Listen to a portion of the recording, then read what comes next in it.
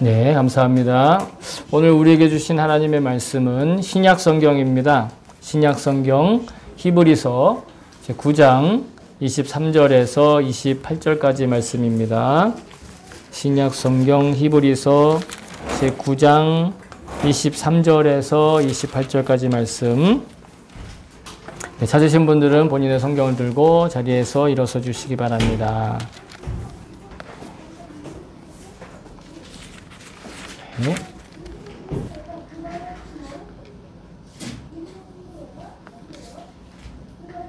됐나요? 자, 그러면 우리 한 목소리로 맞춰서 받들도록 하겠습니다. 시작. 그러므로 하늘에 있는 것들의 모형물은 이런 여러 의식으로 깨끗해져야 할 필요가 있지만 하늘에 있는 것들은 이보다 나은 희생제물로 깨끗해져야 합니다. 그리스도께서는 참 성소의 모형에 지나지 않는 손으로 만든 성소에 들어가신 것이 아니라 바로 하늘 성소 그 자체에 들어가셨습니다. 이제 그는 우리를 위하여 하나님 앞에 나타나셨습니다. 대제사장은 해마다 짐승의 피를 가지고 성소에 들어가지만 그리스도께서는 그 몸을 여러 번 바치실 필요가 없습니다. 그리스도께서 그 몸을 여러 번 바치셔야 하였다면 그는 창세 이래로 여러 번 고난을 받아야 하셨을 것입니다. 그러나 이제 그는 자기를 희생제물로 드려서 죄를 없이 하시기 위하여 시대의 종말에 단 한 번 나타나셨습니다. 사람이 한 번 죽는 것은 정해진 일이요 그 뒤에는 심판이 있습니다. 이와 같이 그리스도께서도 많은 사람의 죄를 짊어지시려고 단 한 번 자기 몸을 제물로 바치셨고 두 번째로는 죄와는 상관없이 자기를 기다리고 있는 사람들에게 나타나셔서 구원하실 것입니다. 아멘. 주의 말씀입니다. 모두 자리에 앉아주시기 바랍니다. 네, 그럼 제가 설교를 위해서 잠깐 기도하겠습니다. 참 좋으신 하나님 아버지 감사합니다. 오늘도 이 귀한 예배 가운데 우리를 불러주시고 뿐만 아니라 영원토록 우리에게 유효한 약속을 기록한 이 말씀을 또 우리에게 허락하여 주심을 감사를 드립니다. 하나님, 이 시간 우리가 인간의 소리로 말하고 또 그것을 인간의 뒤로 듣습니다. 우리는 서로 흩어져 있지만 우리 안에 성령님은 단 한 분으로 우리를 하나 되게 하신 줄로 믿습니다. 우리가 이 시간 오로지 주님께서 들려주시는 말씀을 듣고 주님께서 허락하시는 말씀만 하고 그래서 우리가 주의 음성을 온전히 들을 수 있는 시간이 되게 하여 주시옵소서. 무엇보다 나의 의지와 인간적인 욕심을 내려놓고 대신에 주님께서 주시는 마음으로 나의 내면 세계가 성령으로 충만케 하여 주시옵소서. 감사드리며 예수님의 이름으로 기도합니다. 아멘. 할렐루야. 아멘. 감사합니다. 지난 주일엔 우리가 염려, 걱정, 근심 이런 것들을 어떻게 잘 관리하면서 살 것이냐에 대해서 나누었습니다. 인생은 자체가 고난이고 고생이기에 염려와 근심과 걱정도 사실은 인생 안에 있는 건 당연한 일입니다. 그러나 우리와 함께 계시는 예수님께 그 모든 염려와 근심과 걱정을 있는 그대로 받아서 넘겨드리면 그런 태도로 살면 우리의 믿음으로 살아가는 것이고 또 지혜로 살아가는 것임을 그리고 능력으로 살아가는 것임을 확인할 수 있었습니다. 염려할 게 사방에 흩어져 있습니다. 사방에 경상도 언어로 천지빛깔입니다. 그런데 그 염려할 것, 빠지거나 걸려 넘어지지 않는 담대함, 그 용기가 우리에게 있습니다. 저와 여러분이 믿음으로 살면서 염려, 근심, 걱정하지 않고 오히려 염려, 근심, 걱정의 때에 하나님의 권능을, 하나님의 능력을 체험하는 그런 삶의 기회로 삼으실 수 있기를 다시 한번 주의 이름으로 축복합니다. 아멘. 오늘은 좀 더 심각한 얘기입니다. 이제는 염려, 근심 정도가 아니라 죽음에 관한 이야기입니다. 사람들이 죽음이라는 주제로 이야기를 하면 대부분 꺼립니다. 목사들도 사실은 마찬가지예요. 목사들도 죽음에 대한 이야기보다는 생명력 있고 활력 있고 뭔가 잘 되고 뭔가 풍성한 그런 이야기들을 하면 좋아하니까 설교자도 인간인지라 신이 나서 기분이 더 좋게 말할 수 있는 것, 그건 사실입니다. 그런데 여러분, 오늘 제가 드리는 말씀은 우리의 그러한 생명력 넘치는 삶과 죽음은 너무도 긴밀하게 연결되어 있다는 것을 말씀드리고자 하는 겁니다. 우리의 삶은 곧 죽음이고 죽음은 곧 우리의 삶이다. 이렇게도 이야기할 수 있을 것 같아요.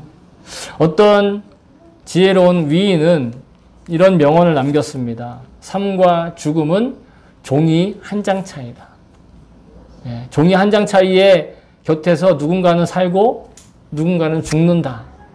이런 말이기도 하지만 한 사람의 인생 자체도 그렇게 삶과 죽음은 가까이 있다는 것이에요.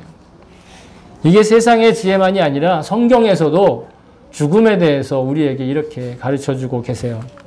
전도서, 지혜자인 전도서 7장 2절에 보시면 이렇게 얘기합니다. 초상집에 가는 것이 잔치집에 가는 것보다 나으니 모든 사람의 끝이 이와 같이 됨이라 산 자는 이것을 그의 마음에 둘지어다. 죽음을 피할 수 있는 사람이 아무도 없기 때문에 잔치집에 가는 것보다 초상집에 가는 것, 즉 장례식장에 가는 게 훨씬 더 나은 선택이라는 거예요. 왜 그러냐면 7장 4절에는 또 이렇게 얘기하고 있습니다. 지혜자의 마음은 초상집에 있으되 우매한 자의 마음은 혼인집에 있느니라. 즉 장례식장, 초상집에 찾아갈 수 있는 사람은 지혜로운 사람이고 그저 혼인이나 아니면 오늘 일본어 성경에 보면 쾌락의 집이라고 적혀 있습니다. 즐거움과 유쾌함과 또 즐길 거리가 있는 곳을 찾아다니는 것은 바로 어리석은 마음이다라는 것이죠. 왜냐하면 여러분 초상집에 가면 뭘 생각하게 됩니까? 죽음에 대해서 생각을 하게 돼요. 자연스럽게 죽는 게 뭔가 이런 것들을 떠올리게 됩니다. 그러면 이런 죽음에 대한 생각을 가지게 되면 우리는 너무도 자연스럽게 이 인생이 얼마나 귀중한 것이며 또 자기 인생에 있어서 가장 소중한 것, 무엇보다 소중한 것이 무엇인지를 배울 수 있는 계기가 바로 죽음에 대해서 생각하는 일이기 때문에 그런 거예요. 그렇기 때문에 그리스도인들은요, 어느 누구보다도 더 죽음에 대해서 명확하고 확실한 의미를 잘 배워 기억하고 알고 있어야 된다. 저는 그렇게 생각을 합니다. 왜냐하면 그래야 인생의 그 고통과 고난과 염려가 가득한 그 인생에서 걸려 넘어지지 않고 십자가 복음을 믿는 믿음으로 복된 삶을 제대로 누리며 열매를 맺는 그런 삶을 주님 앞에 낭비하지 않고 쌓아서 드릴 수 있기 때문이죠. 그리고 죽음이라는 것에 대해서 막연하게 두려워하지도 않고 오히려 죽음을 통해 참된 소망 그리고 진정한 중요한 것이 무엇인가 그런 분별할 수 있는 지혜를 얻을 수 있다는 거예요. 그리스도인들은 복음을 믿기 때문에 죽음을 이야기해도 지혜를 얻을 수 있고 또 믿음을 얻을 수 있고 또 오히려 소망을 가질 수 있다는 거예요. 여러분 대체로 사람들은요 인생에서 뭐가 값지냐 뭐가 중요하냐 얘기하면 돈 얘기합니다. 명예를 이야기합니다. 이 명예라는 게 별거 아니에요. 자기 자존심을 얘기하는 거예요. 권력을 얘기합니다. 이 권력이라는 게 요즘에는 어떻게 드러나느냐. 나는 몇만 명의 팔로워 수가 있다. 나의 SNS 계정에는 몇 명의 팔로워를 하고 있다. 이런 게 권력이에요. 또 건강을 이야기하고 자기가 어떤 일을 하고 있느냐. 이런 것들을 값지고 소중하다고 생각하거든요. 여러분 어떠십니까? 하지만 여러분 이러한 요소들은 뭡니까? 인생이 소중하다기보다는 인생을 사는데 어떻게 적절하게 나에게 필요한 것들로 주어지는 것이냐 하는 요소들이라는 거예요. 돈도 그렇고 명예도 그렇고 권력도 그렇고 건강과 일도 소중하다기보다는 인생에 있어서 적절하게 활용하고 사용하고 잘 쓰는 것이라는 것이죠. 그래서 성경에 누가복음 12장에 보면요. 예수님이 어떤 부자의 이야기를 비유로 들어서 지혜로운 삶에 대해서 가르쳐주고 계시는데 어떤 부자가 어느 해에 그냥 어떤 부자 어느 해입니다. 뭐 특정한 사람은 아니에요. 비유니까 풍년이 일어났어요. 평소에 거두던 것에 몇 배를 거둔 거예요. 우리식으로 얘기하면 로또가 터진 거예요. 그랬더니 당시에 수확이 많으면 어떻게 되겠어요? 창고를 더 크게 짓는 거예요. 그런데 창고를 크게 지으면서 그 사람이 속으로 이렇게 생각을 한 거예요. 자기가 풍작이 나서 창고를 크게 지으니까 이렇게 생각을 한 거예요. 또 내가 내 영혼에게 이르되 영혼아 여러 해 쓸 물건을 많이 쌓아두었으니 평안히 쉬고 먹고 마시고 즐거워하자 하리라. 로또 맞으면 어때요? 야 이제 직장도 때려치고 뭐 걸릴 것도 없이 그렇게 살겠다 하는 사람들 종종 이렇게 이야기를 듣잖아요. 근데 여러분 그 부자의 이야기를 듣고 하나님이 이렇게 말씀하신다는 거예요. 12장 20절에 하나님은 이르시되 어리석은 자여 오늘 밤에 내 영혼을 도도 찾으리니 그러면 네 준비한 것이 누구의 것이 되겠느냐. 결국 그 삶이 죽음으로 끝나면 죽음을 알지 못하면 그리고 그 인생이 얼마나 귀중하신 것이고 얼마나 소중한 것이 더 있는지를 알지 못하면 그러면 아무리 큰 부자라 할지라도 그런 사람은 어떤 사람이다?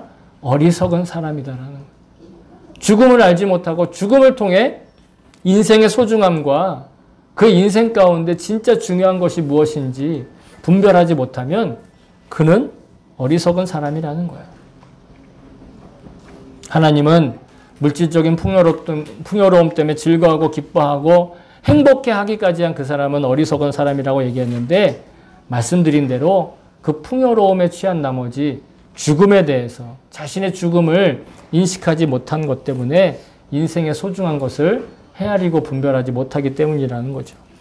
그런데 정말 죽음을 앞에 두면 사람들이 다 지혜로워질까요? 대부분 사람들은요. 죽음을 통해서 인생의 귀중함이나 또 인생에 대해 소중한 것에 대한 분별력을 잘 얻지 못해요. 놀랍게도. 그저 인생이란 어때요? 허무한 거야. 죽음으로 모든 것 사라진 것이 그 생각만 해도 두려워. 힘들어. 이렇게만 생각할 뿐이죠. 그렇기 때문에 여러분 복음을 믿지 않으면 죽음이 다가오면 다가올수록 더 자기중심적이 되는 것이 사람이에요. 삶에 대한 집착이 더욱 강해지는 경우가 허다합니다. 이게 인간이에요. 복음을 믿지 않으면. 그래서 오늘 본문이 굉장히 중요한 본문인 거예요. 여러분 오늘 본문이 어떻게 보면 읽으실 때 어려운 내용인 것처럼 여겨지셨을지 모르겠어요. 그러나 오늘의 본문은요. 간단한 얘기예요. 뭐냐면 예수님의 십자가 복음과 단 한 번의 영원히 유효한 속죄의 희생제물이 되신 예수를 믿는 그 사람이 누리는 영원한 복에 대해서 오늘 성경은 분명하게 얘기하고 있는 거예요. 속죄제물을 그 속죄제사의 제물로 바치기 위로 사람들이 법을 하나님이 허락하셨어요. 동물의 제사법이잖아요. 소나 양이나 비둘기나 이런 것들을 잡아서 피를 내고 어떻게 제물을 드리면 하나님께서 죄를 용서하시는 거예요. 죄사함의 문제를 수시로 해결해 주신다는 거예요. 그런데 치명적인 약점은 뭐냐면 영원하지 않다는 거죠. 문제가 생기면 또 제사를 드려야 되고 문제가 생기면 또 속죄를 받아야 되는 거예요. 그런데 여러분 오늘 본문은요.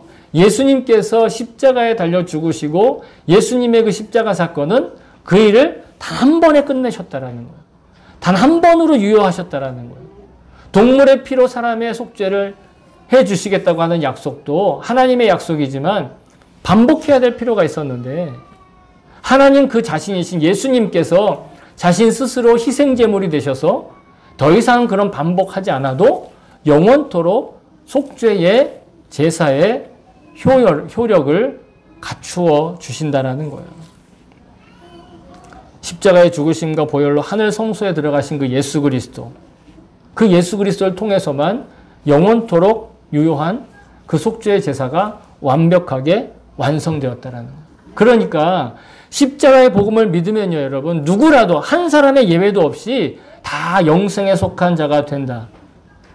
여러분, 이걸 믿는 게 바로 그리스도인의 특권이다, 저는 생각합니다.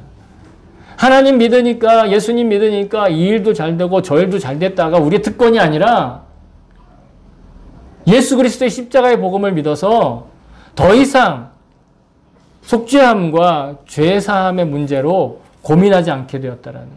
근데 내가 그 어떤 것도 하지 않았어요. 그저 나는 어떻게 해요? 말만 했을 뿐이에요. 그게 특권입니다. 여러분, 예수님께서 이렇게 말씀하셨어요. 너무 유명한 구절이라 다 아실 거예요. 예수께서 이르시되 나는 부활이요 생명이니 나를 믿는 자는 죽어도 살겠고 무릇 살아서 나를 믿는 자는 영원히 죽지 아니하리니 이것을 내가 믿느냐? 여러분, 예수님이 질문하시잖아요. 대답하세요. 이것을 내가 믿느냐? 아멘. 저는 아멘이에요. 여러분도 아멘이십니까? 아멘. 만일 아멘으로 화답하셨다면 저와 여러분 더 이상 죽음을 생각하면 막연한 두려움이나 뭐 인생은 허무하다거나 이렇게 여기지 않게 될 걸 전 믿습니다. 왜냐하면 우리는 이미 죄의 심판에서 구원받은 자임을 스스로가 선언했고 확증했기 때문이에요. 여러분 다 아시다시피 사도 바울이 로마서에 이렇게 또 약속을 했어요. 만일 내가 내 입으로 예수를 주로 시인하며 또 하나님께서 그를 죽은 자 가운데서 살리신 것을 내 마음에 믿으면 구원을 받으리라. 사람이 마음으로 믿어 의에 이르고 입으로 시인하여 구원에 이르느니라. 입으로 시인하여 구원에 이른다. 입으로 시인만 해도 영생을 얻는 거예요. 더 이상 죄 문제로 고민하지 않아도 되는 거예요. 예수님을 주로 시인하고 그 죽음에서 부활하신 것을 믿으면 곧 십자가의 복음을 믿고 시인하면 여러분 구원을 얻은 구원받은 자가 되는 것인 줄 믿습니다. 그러므로 그렇게 구원받은 우리 그리스도인들은 이제 복음을 믿지 않는 그저 평범한 사람들이 죽음을 단지 두려워하고 허무해하고 염려하고 근심하는 입장에서 죽음을 볼 것이 아니라는 거예요. 여러분 오히려 죽음을 떠올리면 두려움이나 염려가 아니라 그 죽음을 생각할 때 나의 삶이 더 귀중하다라는 걸 볼 수 있는 눈이 열린 거예요. 뿐만 아니라 지금 내가 살고 있는 이 인생 가운데 뭐가 진짜 중요하고 뭐가 정말 소중한 것인지를 분별할 수 있는 지혜가 생겼다라는 거예요. 죽음을 보면서 아쉬워하고 안타까워하는 사람이 아니라. 여러분 오늘 본문의 27절을 다시 한번 보세요. 오늘 이 본문의 27절에 뭐라고 적혀 있느냐? 사람이 한 번 죽는 것은 정해진 일이에요. 여러분 사람 죽는 거 한 번 정해진 건 사람이 한 번 죽는 건 정해진 일 맞잖아요. 그죠? 그리고 그 뒤에 뭐가 있다고요? 심판이 있다는 거예요. 심판이. 이 말을 하며 사람들 막 두려워하는데 여러분 하나님이 이 말씀으로 우리를 두렵게 하시려고 너는 한 번 태어났으니까 죽을 거야. 그런데 그 뒤에 심판이 있어. 그러고 경고하거나 아니면 겁박하시려고 하시는 게 아니에요. 겁주려고 이 말씀 주신 게 아니에요. 여러분 오히려 우리에게 소망과 안심을 주시려는 구절로 저는 믿습니다. 여러분도 그렇게 믿어지시길 축복합니다. 왜일까요? 근데 왜일까요? 여러분 왜냐하면 주님께서 이 땅을 심판하시겠다는 것은 뭐냐면 주님의 심판은 죄에 대한 심판이고 하나님에 대한 반역에 대한 심판인데 누가 반역을 했습니까? 마귀와 사탄 마귀와 그 졸개들인 귀신이 하나님을 대적하고 또 그 귀신들이 우리를 죄짓게 하는 거예요. 그것에 대한 심판입니다. 죄에 대한 심판이에요. 그러니 예수님의 십자가의 죽으심과 부활하심으로 구원받은 우리들은 우리의 심판은 우리의 징벌에 대한 심판, 정죄에 대한 심판이 아니라 영생을 확증하는 심판이 되는 거예요. 심판이라는 게 여러분 재판이라는 말하고 똑같아요. 보통 심판이라고 얘기할 때 부정적인 이야기로, 부정적인 의미로 많이 쓰니까 심판받는데 그러면 두려워하는 사람들이 많지만, 구원받은 우리들, 방금 우리가 예수님의 그 부활하신과 복음을 믿는다고 고백한 우리 그리스도인들의 심판은 어떤 심판이냐? 어떤 재판이냐? 승소할 확률 100%인 소송에서 이기는 재판이에요. 아멘? 재판이나 소송이나 이런 걸 안 해보셨으니까 감이 없으시죠? 저도 없어요. 그러나 TV 같은 데 보면 나오잖아요. 그죠? 재판하는 그런 드라마 같은 거 보면 나오잖아요. 승소할 확률이 99.9%라도 0.01% 때문에 뒤집힐 수 있죠. 이길 가능성이. 그런데 이길 가능성이 100%야. 그러면 이거는 지는 거예요? 이기는 거예요? 반드시 이기는 거예요. 그럼 그 재판에 가야 돼요? 안 가야 돼요? 가야죠. 왜? 내가 이길 걸 확증하는 재판이니까. 내가 이기는 걸 확증하는 재판에 그 자리에 내가 가는 거잖아요. 그러니 재판 자리가, 심판의 자리가 두려운 자리예요? 희망과 소망의 자리예요? 기대하는 자리예요? 희망과 소망과 기대하는 자리라고요.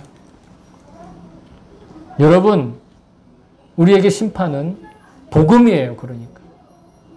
누가 심판받아요? 마귀에게 속한 자들만 심판받아요. 죄의 종로로 타는 자들에게만 심판받아요. 죄의 종노릇이란 뭐냐? 마치 좀비처럼 죄가 종을 딸랑딸랑 치면, 지금 옆에 막 종 치는 것 같은데 종을 딸랑딸랑 치면 그냥 자기도 모르게 끌려가는 게 이게 죄의 종노릇이에요. 그런데 우리는 그러지 않아요. 죄인 걸 알면 내가 이거 죄인데 하면서 어쩔 수 없어 끌려가는 경우는 있어도 죄가 죄인 걸 모르진 않는단 말이에요. 죄가 죄인 걸 아는 사람은 죄의 종로로 타지 않는 사람이 되는 거예요. 자기가 자원해서 죄를 짓는 것이죠. 중요한 건 뭐냐면 심판은, 최후의 심판은 죄의 종로로 타는 자에게나 사단과 마귀에게 주어지는 죄의 심판, 죄에 합당한 징벌, 그런 정죄의 심판이 있겠지만 죄사함을 받은 우리들은 영생을 확증하는 심판의 날이 되는 것을 믿습니다. 그래서 복음을 믿는다는 건 여러분, 어떠한 죄와 허물도 예수님의 보혈로 깨끗하게 씻어졌다는 걸 믿는 거예요. 그러니까 최후의 심판의 자리에서도 오히려 걱정과 염려나 두려움이, 막연한 두려움이 아니라 기대와 소망으로, 감사하는 마음으로 나아가는 것이죠.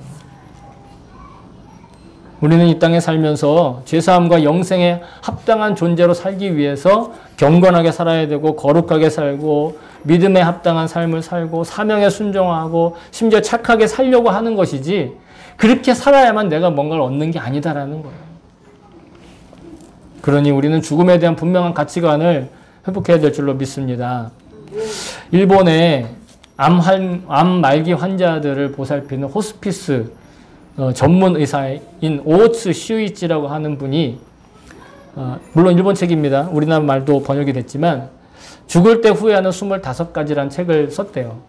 죽을 때 후회하는 25가지. 일본어로 얘기하면 시노토끼니 코오카이스르 고토 니주고. 그 중에 몇 가지가 있는데 제가 주목하고 싶은 게 첫 번째와 25번째 거예요. 중간에도 이렇게 원고에는 기록되었지만 읽지 않겠어요. 첫 번째는 뭐냐면 사랑하는 사람에게 고맙다는 말을 많이 하지 못한 것에 대한 후회. 그러니까 그 의사 선생님이 많은 사람들을 만나면서 가장 인상 깊었던 것을 제일 첫 번째하고 제일 마지막에 둔 거예요. 제일 첫 번째가 뭐냐면 사랑하는 사람한테 고맙다는 말을 못했던 후회를 그렇게 사람들이 많이 하더라는 거예요. 죽을 때까지 그 한마디를 못하며 산다는 거예요. 그리고 마지막은 뭔지 아세요? 25번째. 신의 가르침을 알았더라면. 여기는 우리말로 신의 가르침이라고 적혀 있지만 영적인 영역에 대한 관심, 영적인 것에 대한, 영적인 세계에 대한 관심을 좀 관심을 가졌더라면 하는 후회를 한다는 거예요, 사람들이. 일본 분의 책이니까 대부분 일본 분들의 이야기겠죠. 현실의 문제에 급급해서, 사실의 문제에 급급해서 영적인 문제에 대해서 소홀했던 것을 후회한다라는 거예요. 여러분 물론 제가 자꾸 죽음에 대해서 너무 좋게만 얘기하는 것처럼 느껴지실 텐데 죽는다는 거는요 슬픈 일이에요. 그리고 아픈 일이에요. 저도 저희 가족 중에 그렇게 슬프고 아픈 일을 경험한 사람이 있어요. 저희 아버지는 이미 20 몇 년 전에 그렇게 저와 헤어졌단 말이에요. 왜 죽음이 슬프고 아프냐? 죽음은요 살아남은 자와 죽은 자의 세계가 영영 멀리 떨어져 있는 일이기 때문에 다시 만나기 전까지는 다시 합칠 수 없기 때문에. 하지만 그리스도 안에서 슬프고 아픈 일이라고 해서요 죽음을 두려워할 일도 없고 후회할 일도 없다라는 거예요. 왜? 죽음은 그 자체 슬프고 그 아픈 걸 그냥 감내하면 되는 거예요. 그냥 인정하면 되는 거예요. 죽음이 슬프지 않아, 죽음이 아프지 않아 라고 하는 것이 아니라 죽음은 두려운 것은 아니지만 죽음은 슬프고 아픈 일이에요. 우리가 죽지 않고 그냥 헤어져도 아프잖아요. 먼 여행을 갈 때 헤어지면 아프지 안 아파요? 그런데 우리는 단지 죽음의 슬픔과 아픔으로만 힘겨워할 것이 아니라 죽음 이후에 반드시 있을 우리의 심판을 생각하며 오히려 소망을 가질 수 있다는 거예요. 여러분, 왜 우리가 죽음 이후에 심판을, 왜 그것을 우리가 확증할 수 있는가? 그 심판이 영생에 대한 심판이라고 어떻게 믿을 수 있는가? 잘 들으세요. 예수님의 십자가 복음을 믿기 때문에 그렇게 되는 거예요. 예수님의 십자가 복음을 믿으면 우리는 회개하게 돼요. 회개하면 죄사함을 얻습니다. 무조건. 죄사함을 얻은 사람들은 영생의 소망으로 살게 되고 영생의 소망으로 사는 사람들은 인생을 살지만 바로 동시에 영생을 살아가는 거예요. 그래서 사도 바울이 이렇게 고백을 하는 거예요. 사도 바울이 내가 그리스도와 함께 십자가에 못 박혔나니 그런즉 이제는 내가 사는 것이 아니요 오직 내 안에 그리스도께서 사시는 것이라. 이제 내가 육체 가운데 사는 것은 나를 사랑하사 나를 위하여 자기 자신을 버리신 하나님의 아들을 믿는 믿음 안에서 사는 것이라. 여러분, 우리는 이미 예수님과 함께 죽은 사람이에요. 그래서 우리가 나는 죽고 예수로 산다 얘기하잖아요. 근데 뭐가 죽었느냐? 예수님과 함께 죽었다라는 말은 예수님이 다시 오십니다. 우리는 재림의 때를 기다립니다. 그리고 예수님 재림하시면 아까 무슨 심판이 있다고 그랬어요? 죄에 대한 심판이 있죠. 그 죄에 대한 심판이 있을 때 이미 나는 예수님의 십자가에 죽으실 때 나의 죄악에 물든 나의 자아는 그때 이미 예수님과 함께 죽었어요. 아멘? 나의 죄악된 자아는 이미 뭘 받았어요? 심판을 받았어요. 그러니까 이제 그 죄악의 심판, 다시 말해 예수님 다시 오셔서 심판하실 그 죄의 심판에서는 나는 그 대상에서 어떻게 돼요? 제외되었다라는 거예요. 자유하게 되었다라는 거예요. 그저 오직 예수님과 함께 살아가는 존재가 되었어요. 예수님의 임재 가운데 살아가는 존재가 되었고 예수님을 바라보며 살아갈 수 있는 그런 존재가 되었다라는 거예요. 여러분, 이것이 진짜 복이에요. 그리고 나서 돈도 있는 것이고 그리고 나서 자존심도 있는 것이고 그리고 나서 즐거움도 있는 거예요. 그런 것이 없는 상태에서의 돈, 명예, 즐거움, 인생의 쾌락, 곧 지옥과 별반 다를 것이 없는 거예요. 그것이 지나고 나면 허무한 거예요. 그러니 죽음이 두려울 수밖에요. 죽음이 허무할 수밖에요. 죽음이 염려되는 거예요. 여러분, 죽음은 그리스도인에게 있어서 이제 우리 삶의 일부예요. 종이 한 장 차이 정도가 아니라 이제는 우리의 삶의 죽음이 일부가 되었어요. 그리고 저와 여러분이 오늘 성찬을 받는데 이 성찬 받는 건 예수님의 죽음과 영생을 나의 온몸으로 받아들이는 그런 너무도 감격스러운 시간이고 그런 예전인 것을 여러분 잊지 마시고 기억하시길 바랍니다. 그리고 이 성찬을 받고 우리 일상 가운데 주님의 죽으심과 나의 죽음을 기억하면서 육신의 삶에 소중하고 지금까지 내가 육신의 삶으로 살면서 소중하다고 착각했던, 오해했던, 그러므로 인해서 낙심하고 걱정하고 염려하고 근심하고 좌절하고 실망했던 여러분 그 일상, 그 어두운 일상에서 그림자와 같은 일상에서 자유하실 수 있기를 소망합니다. 그래서 저와 여러분 오직 주님과 손잡고 주님의 시선을 한 몸에 받으며 후회하지 않고 후회 없이 기쁘게 감사와 기도가 풍성하고 충만하게 채워지는 흘러넘치는 부요함이 흘러넘치는 그런 삶을 살 수 있게 된 것을 믿습니다. 사랑하는 성도 여러분, 죽음에 대한 올바른 가치관과 시선을 지혜롭게 갖추게 되는 것은 복음을 믿는 자들의 특권입니다. 죽음을 생각할 때 우리는 인생이 얼마나인지 귀중한지를 깨우치게 됩니다. 또한 죽음을 생각할 때 인생에서 비로소 소중한 것이 무엇인지를 분별하는 지혜를 얻게 됩니다. 복음을 믿는 그리스도인이 생각한 죽음이란 허무하게 모든 것이 사라지는 사건이나 그런 사고가 아닙니다. 마지막 심판에서 예수님의 십자가 죽음과 함께 죄에 대하여 죽은 자신의 영혼이 최종적으로 영생의 판결을 받는 소망과 환희와 감격의 순간입니다. 따라서 육신의 죽음 자체는 슬프고 아픈 일이지만 결코 두려워하거나 회피하거나 걱정할 일은 아닌 것이죠. 오히려 죽음을 생각할 때마다 주님과 더 친밀하게 동행하며 예수님의 보혈로 나의 모든 죄의 허물이 정결하게 된 것을 떠올리는 그런 소망의 기회가 되는 것을 믿습니다. 저와 여러분이 죽음과 복음 그리고 영생에 대한 영적인 시선이 열리고 유지가 될 수 있기를 다시 한번 주님의 이름으로 축복합니다. 아멘.